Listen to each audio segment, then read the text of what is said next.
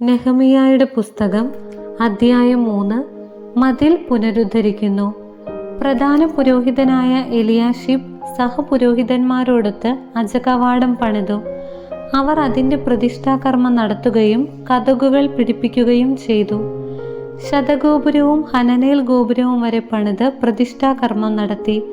അതിനോട് ചേർന്ന ഭാഗം ജെറീക്കോക്കാരും അതിനപ്പുറം ഇമ്രിയുടെ പുത്രൻ സക്കൂറും പണിതു. ഹസ്സേനായുടെ പുത്രന്മാർ മത്സ്യകവാടം പണിത് അതിന് ഉത്തരം കതകുകൾ, കുറ്റികൾ, ഓടാമ്പലുകൾ എന്നിവ ഘടിപ്പിച്ചു. അടുത്ത ഭാഗം ഹക്കോസിന്റെ പുത്രനായ ഊറിയായുടെ പുത്രൻ മെറെമോത്ത് പുതുക്കി പണിതു. തുടർന്നുള്ള ഭാഗം മെഷസാബേലിന്റെ പുത്രനായ ബറക്കിയായുടെ പുത്രൻ മെശുല്ലാം പണിതു. അടുത്ത ഭാഗം ബാനായുടെ പുത്രൻ സാദോക്ക് പുതുക്കി പണിതു. തെക്കോവക്കാരാണ് അടുത്ത ഭാഗം പണിതത്. എന്നാൽ മേളാളന്മാർ നിശ്ചയിച്ച ജോലി പ്രമുഖന്മാർ ചെയ്തില്ല. പാസയായുടെ പുത്രൻ യോയാദയും ബസോദയായുടെ പുത്രൻ മെശുല്ലാമും കൂടെ പ്രാചീന കവാടം പുതുക്കി പണിത് ഉത്തരം കതകുകൾ, കുറ്റികൾ, ഓടാമ്പലുകൾ എന്നിവ ഉറപ്പിച്ചു.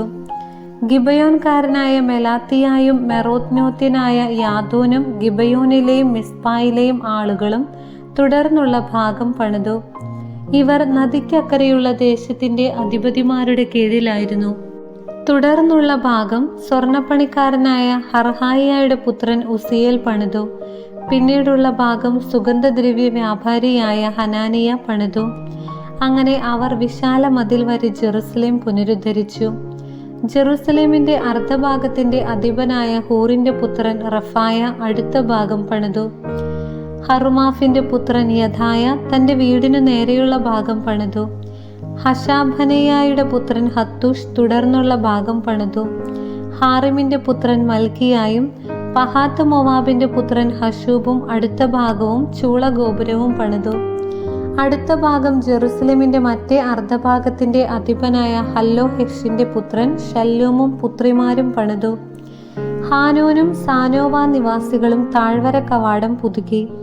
അതിന് കതകുകൾ, കുറ്റികൾ, ഓടാമ്പലുകൾ എന്നിവ ഘടിപ്പിക്കുകയും ചവറ്റുവാതിൽ വരെ 1000 മുഴം നീളത്തിൽ മതിലിന്റെ അറ്റകുറ്റപ്പണി തീർക്കുകയും ചെയ്തു.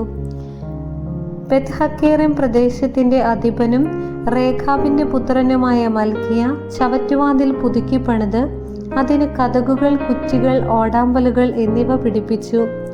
മിസ്പായുടെ അധിപനും കൊൽഹോസയുടെ പുത്രനുമായ ശല്ലും ഉറവവാതിൽ പുതുക്കി മേഞ്ഞ് കതകുകൾ, കുറ്റികൾ, ഓടാമ്പലുകൾ എന്നിവ ഘടിപ്പിച്ചു. അവൻ രാജകീയോദ്യാനത്തിലെ ഷേലാക്കുളം കെട്ടിച്ച് ദാവീദിന്റെ നഗരത്തിലേക്ക് ഇറങ്ങുന്ന കോണിപ്പടി വരെ പണി തീർത്തു. ബേത്സൂറിന്റെ അർദ്ധഭാഗത്തിന്റെ അധിപനും അസ്ബുക്കിന്റെ പുത്രനുമായ നെഹെമ്യ ദാവീദിന്റെ ശവകുടീരത്തിന് എതിർഭാഗം വരെയും കൃത്രിമ വാഭി വരെയും പടത്താവളം വരെയും അറ്റകുറ്റപ്പണികൾ നടത്തി. തുടർന്നുള്ള ഭാഗം ലേവ്യർ പണിതു.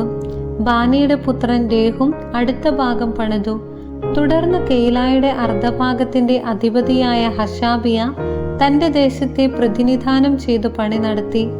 തുടർന്നുള്ള ഭാഗം കെയിലായുടെ മറ്റേ അർദ്ധഭാഗത്തിന്റെ അധികാരിയും ഹെനാദാദിന്റെ പുത്രനുമായ ബാവായിയും ചാർച്ചക്കാരും ചേർന്ന് പണിതു.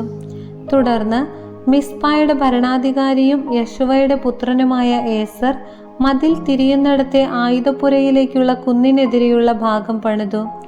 അവിടം മുതൽ പ്രധാന പുരോഹിതൻ എലിയാശീബിന്റെ ഭവന കവാടം വരെ സാബായിയുടെ പുത്രൻ ബാറൂഖ് പുതുക്കി പണിതു. അവിടം മുതൽ എലിയാശീബിന്റെ വീടിന്റെ അതിർത്തി വരെയുള്ള ഭാഗം ഹക്കോസിന്റെ പുത്രനായ ഊറിയായുടെ പുത്രൻ മെറെമോത്ത് പണിതു. പിന്നീടുള്ള ഭാഗം ജെറുസലേമിന് ചുറ്റും വസിച്ചിരുന്ന പുരോഹിതന്മാർ പണിതു. തുടർന്ന് ബെഞ്ചമിനും ഹാഷൂബും തങ്ങളുടെ വീടിന് നേരെയുള്ള ഭാഗം പുതുക്കി പണിതു. അനനിയായുടെ പുത്രനായ മാസയായുടെ പുത്രൻ അസറിയ തന്റെ വീടിനോട് ചേർന്ന ഭാഗം തുടർന്നു പണിതു. അവനുശേഷം ഹനാദാദിന്റെ പുത്രൻ ബിന്നൂയി അസറിയായുടെ വീട് മുതൽ മതിൽ തിരിയുന്നതുവരെയുള്ള ഭാഗം പണിതു. അവിടെ കാവൽ ഭടന്മാരുടെ അങ്കണത്തിലേക്ക് തള്ളി നിൽക്കുന്ന കൊട്ടാര ഗോപുരത്തിന്റെ എതിർവശത്തുള്ള ഭാഗം ഊസായിയുടെ പുത്രൻ പലാൽ പണിതു. ഫറോഷിന്റെ പുത്രൻ പെദായായും ഓഫേൽ നിവാസികളായ ദേവാലയ ശുശ്രൂഷകരും കിഴക്കുവശത്തെ ജലകവാടത്തിനും തള്ളി നിൽക്കുന്ന ഗോപുരത്തിനും എതിരെയുള്ള ഭാഗം പുതുക്കി പണിതു. വലിയ ഗോപുരത്തിന്റെ എതിരെ ഓഫേൽ ഭിത്തി വരെയുള്ള ഭാഗം തെക്കോവക്കാർ പുതുക്കി പണിതു. അശ്വകവാടം മുതൽ തങ്ങളുടെ വീടിനു നേരെയുള്ള ഭാഗം പുരോഹിതന്മാർ പണിതു. തുടർന്ന് ഇമ്മറിന്റെ പുത്രൻ സാദോക്ക് തന്റെ വീടിനെതിരെയുള്ള ഭാഗം പണിതു. കിഴക്കേ കവാട സൂക്ഷിപ്പുകാരനായ ഷെക്കനിയായുടെ പുത്രൻ ഷെമായ തുടർന്നുള്ള ഭാഗം പണിതു. അടുത്ത ഭാഗം ഷെലേമിയായുടെ പുത്രൻ ഹനാനിയായും സാലാഫിന്റെ 6ാമത്തെ പുത്രൻ ഹാനൂനും പുതുക്കി പണിതു. ബറഖിയായുടെ പുത്രൻ മെഷുല്ലാം തന്റെ വീടിനെതിരെയുള്ള ഭാഗം തുടർന്ന് പുതുക്കി പണിതു. അവനുശേഷം സ്വർണപ്പണിക്കാരനായ മൽക്കിയ ഭടന്മാരെ വിളിച്ചുകൂട്ടുന്ന മതിൽ തിരിയുന്നിടത്തെ കവാടത്തിന്റെയും മാളികമുറിയുടെയും എതിർവശം ദേവാലയ ശുശ്രൂഷകരുടെയും വ്യാപാരികളുടെയും വീട് വരെ പുതുക്കി പണിതു. അവിടം മുതൽ അജകവാടം വരെയുള്ള ഭാഗം സ്വർണപ്പണിക്കാരും വ്യാപാരികളും പുതുക്കി പണിതു. അധ്യായം 4. മതിൽ പണിക്കു തടസ്സം. ഞങ്ങൾ മതിൽ നിർമ്മിക്കുന്നുവെന്ന് കേട്ട് സൻബല്ലാത്ത് ക്രുദ്ധനായി. അവൻ ഞങ്ങളെ പരിഹസിച്ചു. അവൻ ചർച്ചക്കാരുടെയും സമരിയ സൈന്യത്തിന്റെയും മുമ്പാകെ യഹൂദരെ പരിഹസിച്ചു പറഞ്ഞു, ദുർബലന്മാരായ ഈ യഹൂദർ എന്താണ് ചെയ്യുന്നത്? അവർ എല്ലാം പുനരുദ്ധരിക്കുകയും ബലിയർപ്പിക്കുകയും ഒറ്റ ദിവസം കൊണ്ട് പണി തീർക്കുകയും ചെയ്യാമെന്ന് വ്യാമോഹിക്കുന്നു. കത്തി നശിച്ച അവശിഷ്ടങ്ങളിൽ നിന്ന് പണിയാൻ കല്ല് വീണ്ടെടുക്കാൻ കഴിയുമോ? അവന്റെ സമീപത്തു നിന്ന അമോന്യനായ തോബിയ പറഞ്ഞു, ശരിയാണ്, അവരെന്താണ് ഈ പണിയുന്നത്? ഒരു കുറുനരി കയറിയാൽ മതി, അവരുടെ കന്മതിൽ പൊളിഞ്ഞു വീഴും. ഞങ്ങളുടെ ദൈവമേ, ശ്രവിക്കണമേ. ഞങ്ങൾ നിന്ദിക്കപ്പെടുന്നു. അവരുടെ പരിഹാസം അവരുടെ ശിരസ്സുകളിൽ തന്നെ പതിക്കാൻ ഇടയാക്കണമേ. ശത്രുക്കൾ അവരെ കൊള്ളയടിക്കുകയും തടവുകാരാക്കുകയും ചെയ്യട്ടെ. അവരുടെ കുറ്റം മറക്കരുതേ. അങ്ങയുടെ ദൃഷ്ടിയിൽ നിന്ന് പാപം മാച്ചു കളയരുതേ. പണിയുന്നവരുടെ മുൻപാകെ അവർ അങ്ങയെ പ്രകോപിപ്പിച്ചുവല്ലോ. ഞങ്ങൾ മതിൽ പണി തുടർന്നു. ജനം ഉത്സാഹപൂർവം പണിതു. മതിൽ ചുറ്റും പകുതി കെട്ടിയുയർത്തി. എന്നാൽ സൻബല്ലാത്തും തോബിയായും അറബികളും അമ്മോന്യരും അഷ്ദോദ്യരും ജെറുസലേം മതിലിന്റെ പുനർനിർമ്മാണം പുരോഗമിക്കുന്നെന്നും വിടവുകൾ അടഞ്ഞു തുടങ്ങിയെന്നും കേട്ട് കോപാക്രാന്തരായി. ജെറുസലേമിനെതിരെ പൊരുതാനും കലാപം സൃഷ്ടിക്കാനും അവർ ഉപായം തേടി. ഞങ്ങൾ ഞങ്ങളുടെ ദൈവത്തോട് പ്രാർത്ഥിക്കുകയും അവർക്കെതിരെ രാവും പകലും കാവലേർപ്പെടുത്തുകയും ചെയ്തു. എന്നാൽ യൂദ പറഞ്ഞു, ചുമട്ടുകാർ തളർന്നു തുടങ്ങി. ചപ്പുചവറുകൾ വളരെയുണ്ട്. മതിൽ പണിയാൻ ഞങ്ങൾക്ക് കഴിയുന്നില്ല. ശത്രുക്കൾ പറഞ്ഞു, നാം അവരുടെ ഇടയിൽ കടന്ന് അവരെ കൊല്ലുകയും പണി തടയുകയും ചെയ്യുന്നതുവരെ അവർ അറിയുകയോ കാണുകയോ ചെയ്യരുത്. ശത്രുക്കളുടെ ഇടയിൽ പാർത്തിരുന്ന യഹൂദർ 10 പ്രാവശ്യം ഞങ്ങളെ അറിയിച്ചു, അവർ എല്ലായിടത്തു നിന്നും നമുക്കെതിരെ വരും. അതിനാൽ ഞാൻ ജനത്തെ കുടുംബക്രമത്തിൽ വാൾ, കുന്തം, വില്ല് എന്നിവയുമായി മതിലിനു പുറകിൽ തുറസായ സ്ഥലത്ത് മതിലിനു പൊക്കം പോരാത്തിടത്ത് അണിനിരത്തി. ഞാൻ ചുറ്റും നോക്കി ശ്രേഷ്ഠന്മാരോടും നായകന്മാരോടും ജനത്തോടും പറഞ്ഞു, അവരെ ഭയപ്പെടേണ്ട.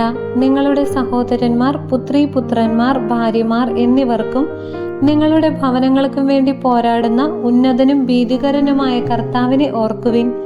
ഞങ്ങൾ ഇതെല്ലാം അറിഞ്ഞെന്നും അവരുടെ ഉപായം ദൈവം നിഷ്ഫലമാക്കിയെന്നും അവർ അറിഞ്ഞു. ഞങ്ങൾ പണി തുടർന്നു.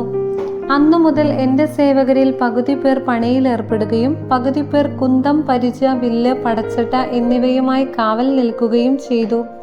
മതിൽ പണിയിൽ ഏർപ്പെട്ട യൂദാജനത്തിന്റെ പിന്നിൽ നേതാക്കന്മാർ നിലയുറപ്പിച്ചു.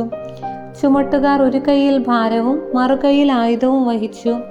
പണിയിൽ ഏർപ്പെട്ടവർ അരയിൽ വാൾ ധരിച്ചിരുന്നു. കാഹളക്കാർ എൻ്റെ സമീപം നിന്നു. പ്രമുഖന്മാർ, നായകന്മാർ, ജനം എന്നിവരോട് ഞാൻ പറഞ്ഞു, ജോലി ദുഷ്കരവും വിപുലവുമാണ്. മതിലിന്റെ പണിയിൽ ഏർപ്പെട്ട് നമ്മൾ പലയിടത്തായിരിക്കുന്നു. നിങ്ങൾ എവിടെയായിരുന്നാലും കാഹളം കേൾക്കുമ്പോൾ ഞങ്ങൾക്ക് ചുറ്റും വന്നുകൂടുവിൻ.